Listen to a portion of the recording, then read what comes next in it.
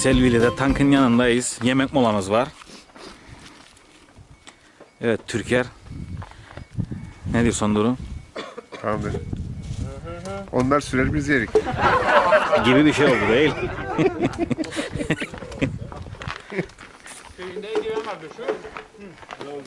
Muzlar, top kekler, Her şey mevcut otomobilde. mevcutlar, tabi tıkınır. Kuru incir. Kuru incir.